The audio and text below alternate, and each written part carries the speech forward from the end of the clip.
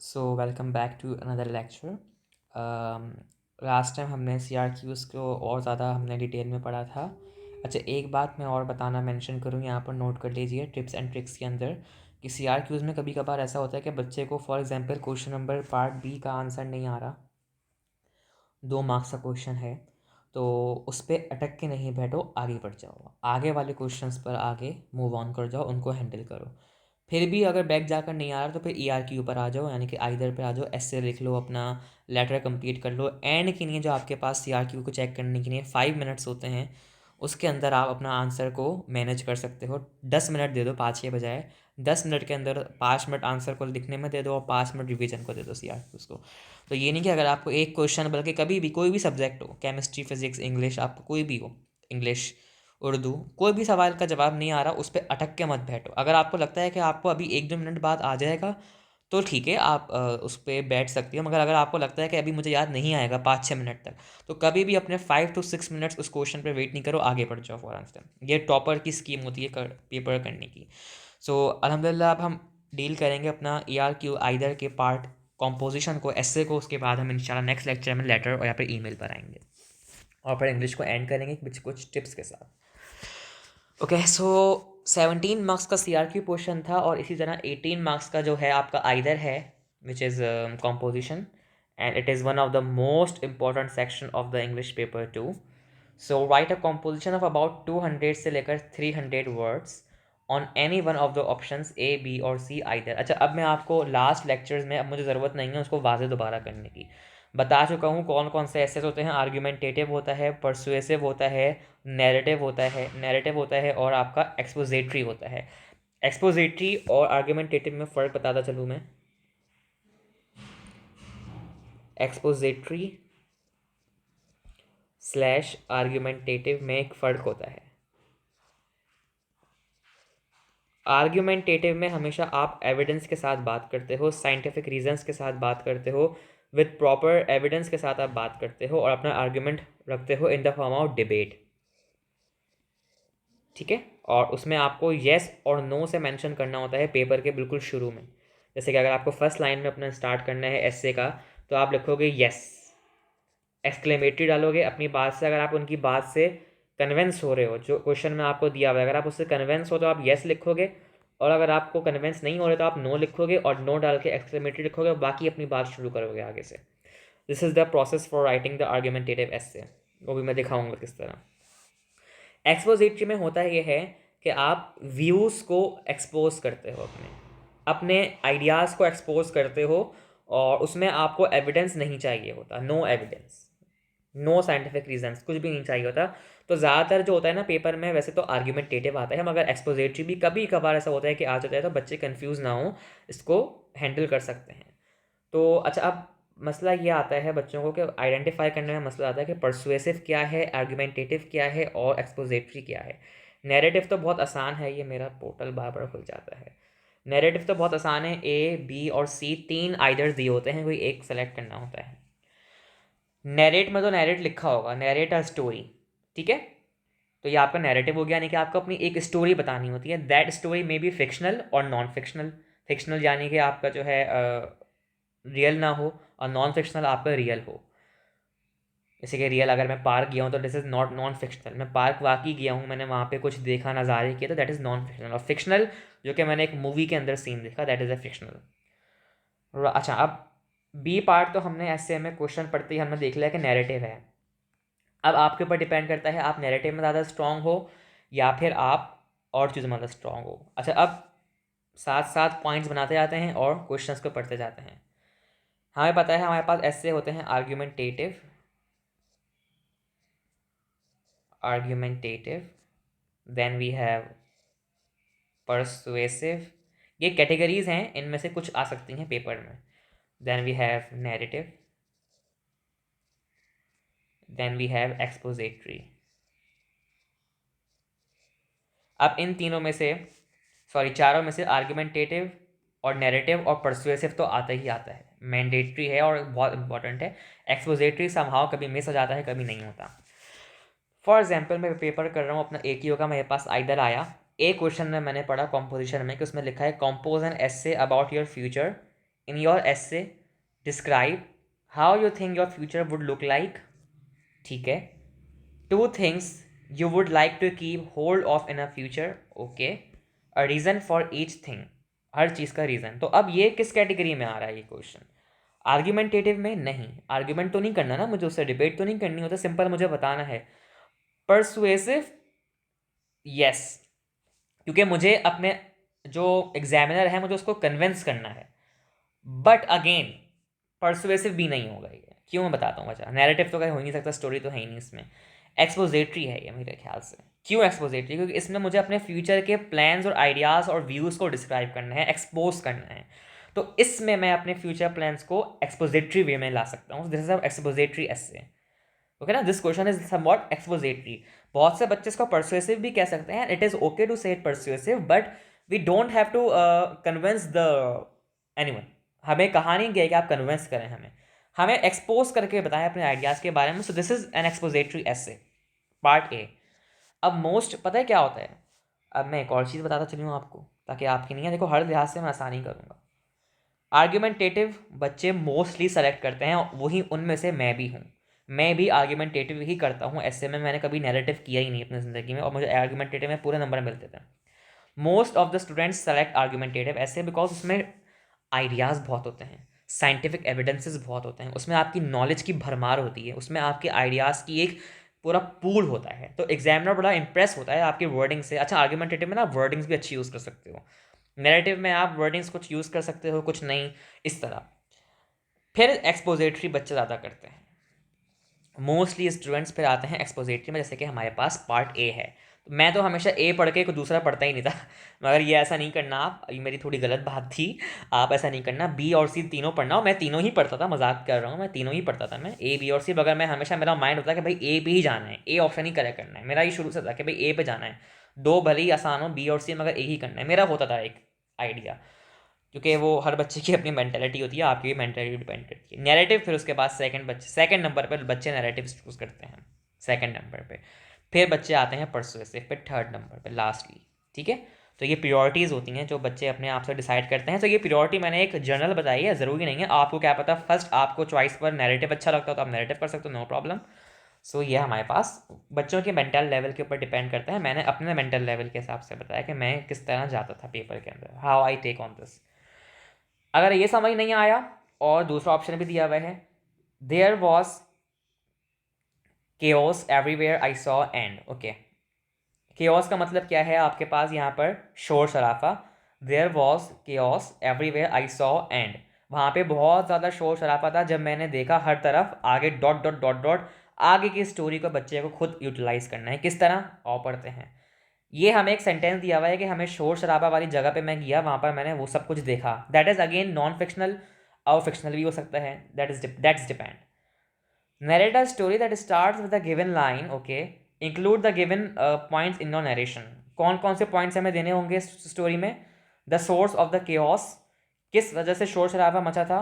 Description of the surroundings, आसपास में क्या था जिसकी वजह से शोर मच रहा था, और सराउंडिंग में कौन कौन से लोग थे, क्या मार्केट थी, बाजार था, मॉल था, वेकेशन प्लान था, क्या था, वेकेशन लैंड था, sorry. Description of what you did during the incident, जब वो इंसिडेंट हुआ, शोर शराब हुआ, तो आपने क्या किया. अगर धमाका हुआ तो आप भागे, जाहिर सी बात है. What happened at the end, and में क्या हुआ, क्या लोग हॉस्पिटल पहुँचे या फिर बहुत से इंजर्ड हुए. ज़रूरी नहीं है कि नेगेटिव पॉइंट हो, क्या पता आप कोई इंसिडेंट आपका पॉजिटिव वे में भी हो सकता है. यानी कि आपकी कोई एक्सट्रीम हैप्पीनेस वाली बर्थडे हो तो उसमें शोर शराबा हुआ, तो वो भी इंसिडेंट में आ सकता है. कोई एक्सीडेंट नहीं बोल रहे हैं यहाँ पे. इंसिडेंट और एक्सीडेंट में फ़र्क है. Accident means something is a negative point. Incident कोई पॉजिटिव भी हो सकता है, but mostly it is also in negative direction. So अगर मैं होता, अगर मैं इसको नैरेट करता, मैं नेगेटिव पॉइंट में ही जाता और मैं ब्लास्ट के ऊपर लिखता कि एक ब्लास्ट हुआ मेरे सामने, तो ये नैरेट करना था मुझे. Now it can be fictional, non fictional, वो आपको मेंशन नहीं करना होता. It's totally depends on you. मैं कहूँगा कि मेंशन नहीं करो, एक स्टोरी बनाकर बस लिख दो कि भाई ऐसा ऐसा हुआ था. अब चाहे वो झूठ है सच है, वो एग्जामिनर को मालूम हो ना हो, उससे उसका कोई ताल्लुक नहीं है, उसको स्टोरी चाहिए.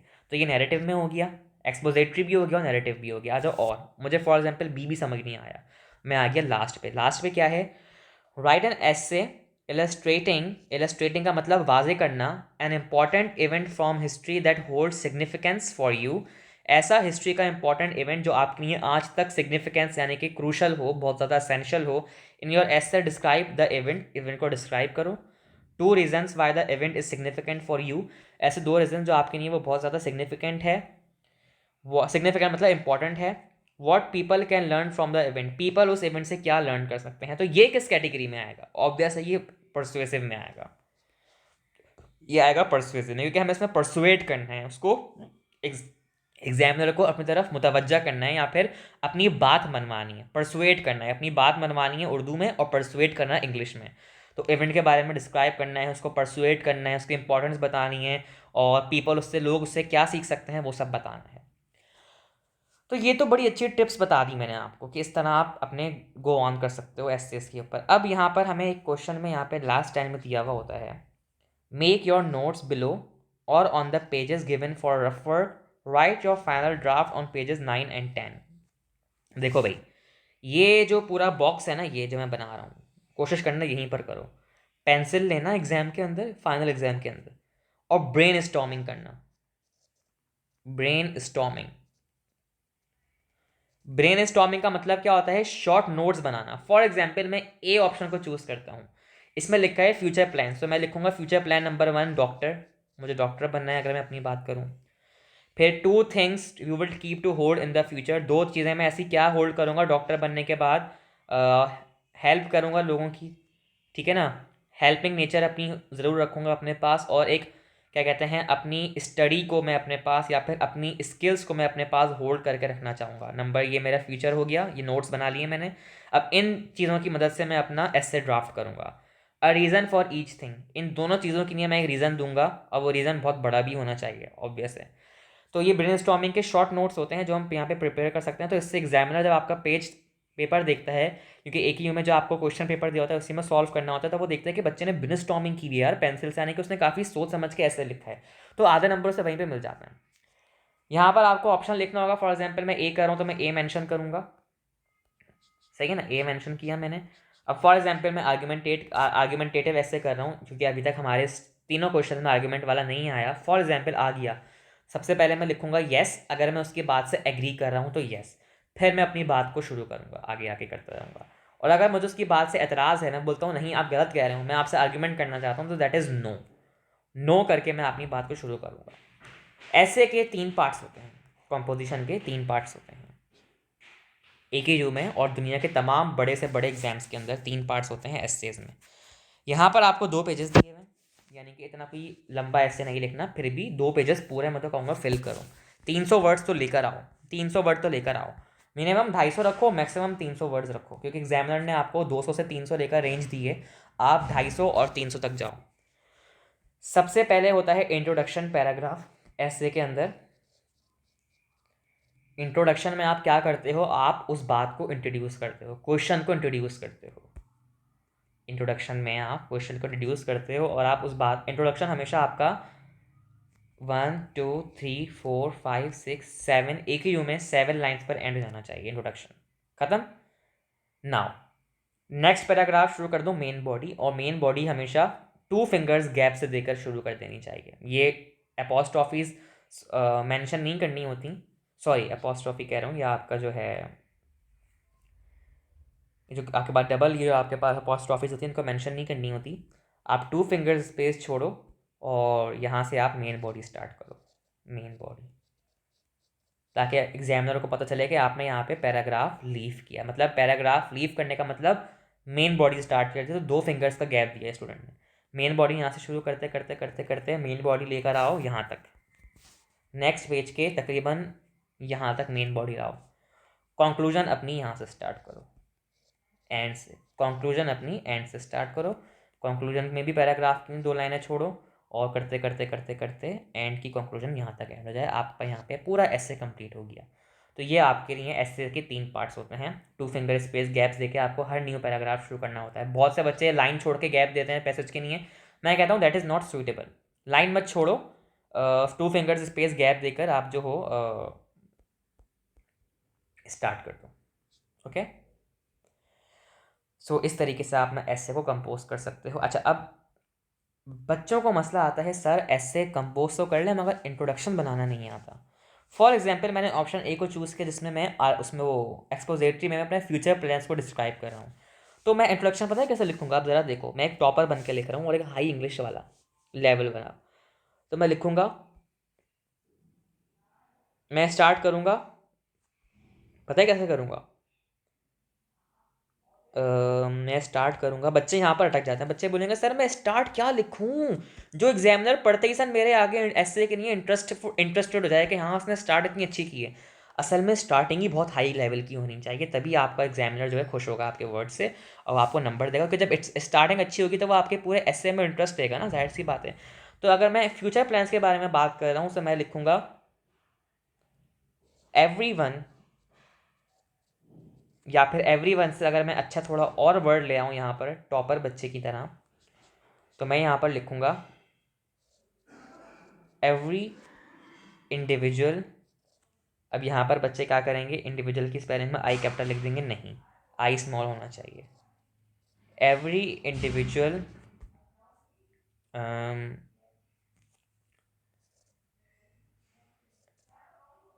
एवरी इंडिविजुअल हैज़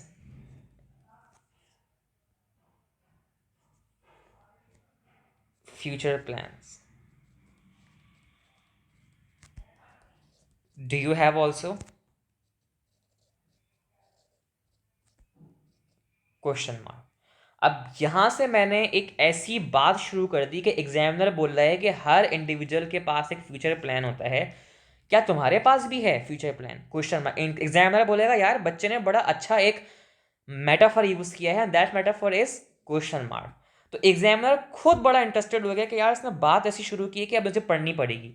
अब बच्चा अपना इंट्रोडक्शन कराएगा उस बात को लेकर यहाँ तक का, फिर मेन बॉडी लिखेगा, फिर मेन बॉडी से लेकर कंक्लूजन पर लिखेगा। मैं होता तो मैं तो इस तरह स्टार्ट करता। तो इसके लिए पता है वही बात आ गई, आपकी स्किल्स, आपके कॉग्निटिव स्किल्स काम आनी चाहिए कि आप किस तरीके से मुतासिर कौन इंट्रोडक्शन लिख सकते हो।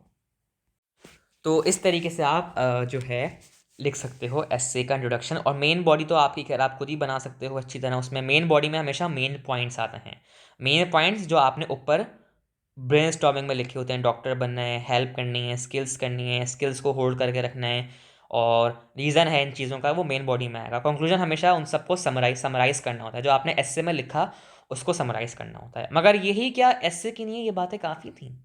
नहीं, एस्से के लिए ये बातें ज़ीरो थी। एस्से के लिए हमेशा चीज़ों को ध्यान में रखना पड़ता है, एस्से के लिए हमेशा चीज़ों को ध्यान में रखना पड़ता है। अगर इन चीज़ों को ध्यान में नहीं रखा तो 0/18 कहीं नहीं गए आपके मार्क्स, कहीं नहीं गए, अगर आपने एस्से में ये चीज़ों का ख्याल नहीं रखा।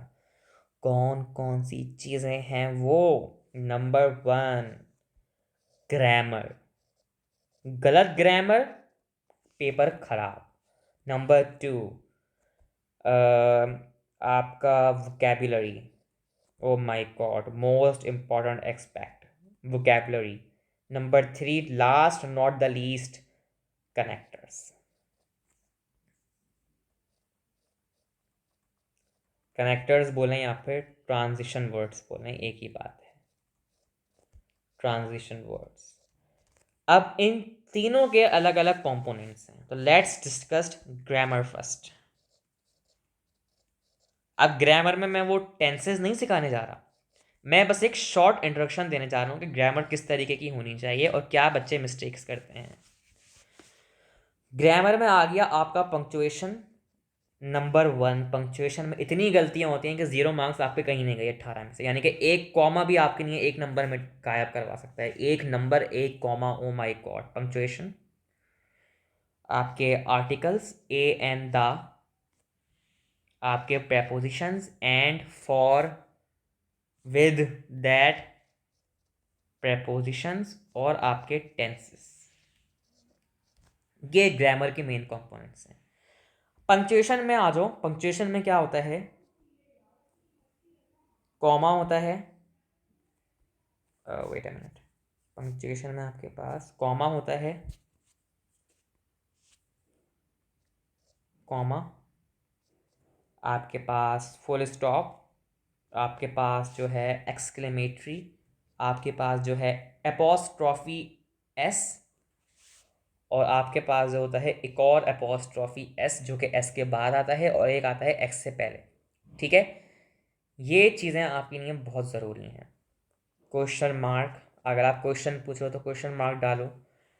अच्छा जनाब, दूसरा आपका पंक्चुएशन में आ गया, फुल स्टॉप हो गया, ये हो गया।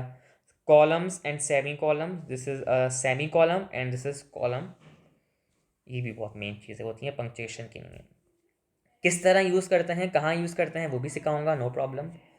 आर्टिकल्स पता है अ, एन, द। ठीक है, प्रेपोजिशंस पता है विद, बहुत सारे हैं, मैं कुछ लिख रहा हूँ, that, of, in, on, at. Tenses में वॉज, हैड, दोनों पास्ट हो गए, हैज़, हैव, आपका विल, शल, टेंसेस में आ गए आपके। ठीक है, तो अब हम हर चीज़ को डिटेल में डिस्कस करेंगे। सबसे पहले आ जाओ पंक्चुएशन वाले पार्ट पे। कॉमा हमेशा जब लगाओ जब आप, पंक्चुएशन की बात कर रहा हूं मैं, पंक्चुएशन की। कॉमा हमेशा जब लगाओ जब आपको तीन चीज़ों को आपस में मर्ज करना हो या फिर दो चीज़ों को आपस में मर्ज करना हो। For example, I like banana, comma, Apple, तीन चीज़ों को मर्ज करना हो, कॉमा, फिर एंड पाइनएप्पल। तो ये मेरे पास पाइनएप्पल, ये मेरे पास कॉमा की नहीं है, बेस्ट सुटेबल वर्ड है ओवर हेयर। ठीक है, अच्छा, फुल स्टॉप यहाँ पर लगा दिया। जब पाइनएप्पल की बात खत्म होगी तो मैंने जैसे ही बात खत्म करो फुल स्टॉप जरूर लगाओ। ये नहीं कि एक लाइन में अगर जाए जा रहे हो तो उस लाइन को तीन लाइन तक घसीट लो, फुल स्टॉप ना आए, नहीं। कोशिश करो कि फुल स्टॉप्स दो लाइन में एक दफ़ा ज़रूर यूज़ करो। फुल स्टॉप बहुत ज़रूरी है। एक्सक्लेमेटरी, जब आप किसी को एक्साइटेडली डिस्क्राइब करते हो, वाओ, वाओ के आगे एक्सक्लेमेटरी, यस आर्ग्यूमेंटेटिव में यस एक्सक्लेमेटरी, नो एक्सक्लेमेटरी, इस तरह। एपोस्ट्रॉफी एस और एपोस्ट्रॉफी एस के बाद आने वाला एपोस्ट्रॉफी, ये कब लगता है? अब इधर आ जाओ, बड़ी इंपॉर्टेंट बात है, इसको पेंसिल से और पेन से नोट कर लो। ये देखो, बॉय है, बॉय, बॉय है, बॉय। अगर मैं, बल्कि बॉय को अभी हटा दूं, सारा है, सारा एक लड़की है, सारा। अगर मैं सारास कर दूं, सारास, तो एपोस्ट्रॉफी कहाँ आएगा? ऑब्वियसली यहाँ आएगा, पहले आएगा। क्यों आएगा पहले? बाद में क्यों नहीं आ रहा? ये वाला एपोस्ट्रॉफी क्यों नहीं आ रहा? बाद में भी तो लिख सकते हैं सारास, नहीं, एपोस्ट्रॉफी इस एस से पहले आएगा। क्यों आएगा? सारा एक है ना, सिंगल पर्सन है ना, साराज बहुत सारी तो साराज नहीं है ना। फॉर एग्जाम्पल, मेरी दोस्त है सारा, तो मैं बोलूंगा I like Sara's behaviour, I like Sara's behaviour, यानी कि साराज बहुत सारी साराओं का मुझे बिहेवियर पसंद है, नहीं।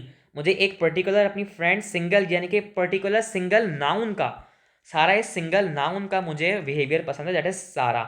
तो मैं उसको बोलूंगा आई लाइक, बड़ी गौर से सुनिए बात, बच्चे कंफ्यूज जाते हैं, आई लाइक साराज बिहेवियर। भाई एक सारा है ना, हजारों सारा तो नहीं है ना, नाउन तो एक ही होता है ना, एक नाउन है बस, एप्पल एक है बस। आई लाइक साराज बिहेवियर, और एस से पहले अपोस्ट्रॉफी आ गया। अगर कोई एक चीज हो और वो सिंगल नाउन हो और उसकी कोई प्लूरल फॉर्म नहीं हो, प्लूरल यानी कि बहुत ज्यादा, एक से ज्यादा फॉर्म नहीं हो, प्लूरल नॉट, अगर उसके अंदर प्लूरल नहीं हो, जैसे कि सारा प्लूरल नहीं है, सारा का कोई भी, साराज कोई वर्ड नहीं है, मैंने एक अपनी तरफ से सारा को डिस्क्राइब करने के लिए ग्रामेटिकल करेक्ट वे में मैंने साराज लिखा है। ग्रामर में सारास कहीं नहीं है, मैंने अपनी तरफ से इन्वेंट किया है आई लाइक सारास बिहेवियर, क्योंकि सारा एक है, अकॉर्डिंग टू ग्रामर रूल वो प्लूरल नहीं है। तो एक है तो इसलिए सारास में एस से पहले अपोस्ट्रोफी आएगा। हो गई डन, डन हो गया। ठीक है, बॉय, बॉय एक भी है, boys, all of the boys in my class are bad. ठीक है, बॉयज प्लूरल भी है, बॉयज सिंगुलर भी है, बॉयज प्लूरल भी है। ठीक है, क्या मैं एपॉस्ट्रॉफी एस लगाकर साथ में एपॉस्ट्रॉफी लगा सकता हूँ? बताओ बताओ, क्या मैं साथ में एपॉस्ट्रॉफी लगा सकता हूँ? यस। पहले लगा सकता हूँ या बाद में? बाद में। ये देखो, ये मैंने बाद में लगाया है। तो जिसका सिंगुलर भी हो और प्लूरल भी हो, जैसे कि बॉयज सिंगुलर में भी है बॉय और प्लूरल में भी है बॉयज, तो उसमें आप एपॉस्ट्रॉफी एस लगाते हो बाद में, यानी कि एस के ऊपर बाद में आता है एपॉस्ट्रॉफी, पहले यहाँ नहीं आ सकता एपॉस्ट्रॉफी। तो इस तरीके से हम कर सकते हैं। तो इस तरह एपॉस्ट्रॉफी को यूज़ करते हैं। फॉर एग्जाम्पल, एक चीज़ है, okay okay okay okay okay, मैंने एक यहाँ पर मिस्टेक कर दी है। मैं यहाँ पर एक चीज़ मैंने मिस्टेक कर दी है, या वेट अ मिनट, इसको भूल जाओ जो मैंने भी बताया, साराज वाली बात को याद रखो। फॉर एग्जाम्पल, एक वर्ड है जो सिर्फ एस ही लगता है उसके आगे, एक वर्ड है उसका कोई सिंगुलर नहीं है, जैसे कि यहाँ पर सारा का कोई प्लूरल नहीं है और एक वर्ड है जिसका कोई सिंगुलर नहीं है। क्या डिस्क्राइब करूँ ऐसा जिसका कोई सिंगुलर ना हो? वेट अ मिनट, ओके, एक चीज़ कंसिडर करो, जीन्स, पैंट जिसको हम कहते हैं जीन्स, ठीक है ना? जीन्स प्लूरल है, इसका जीन नहीं हो सकता ना, जीन तो नहीं हो सकता ना, जीन। मैं दुकान पे जाऊँ बोलूँगा मुझे जीन दे दो, नहीं भाई, जीन तो कोई वर्ड ही नहीं है, जीन्स है ना, jeans. Jeans is a plural word, और उसके साथ कोई जीन्स का सिंगुलर है ही नहीं, जीन्स अपने खुद इंडिपेंडेंट है। तो इसके साथ एपॉस्ट्रॉफी एस नहीं लगेगा, एपॉस्ट्रॉफी एस नहीं लगेगा। डन हो गई बात। बट फॉर एग्जाम्पल, डॉक्टर्स है, डॉक्टर्स प्लूरल है, डॉक्टर सिंगुलर है, और डॉक्टर्स जो है प्लूरल है। तो इसका सिंगुलर भी है और इसका प्लूरल भी है, यानी कि डॉक्टर्स भी है। तो जिसका सिंगुलर भी हो और उसका प्लूरल भी हो, तो उसके जब हम प्लूरल लिखेंगे, यानी कि इसका एस आएगा डॉक्टर्स में, तो एस के बाद अपोस्ट्रोफी आएगा। बस सिंपल। यानी कि जिसका सिर्फ सिंगुलर हो, उसका प्लूरल नहीं हो, तो उसमें अपोस्ट्रोफी एस पहले आएगा, यानी कि एस से पहले अपोस्ट्रोफी आएगा, दिस वन। जिसका सिर्फ और सिर्फ प्लूरल हो, सिंगुलर नहीं हो, उसमें अपोस्ट्रॉफी नहीं आएगा। और जिसका प्लूरल भी हो और सिंगुलर भी हो, तो उसके प्लूरल के साथ एस के सामने अपोस्ट्रॉफी आएगा, दैट्स इट। तो है इंशाल्लाह नेक्स्ट क्लास में हम चीज़ों को और क्लियर करेंगे।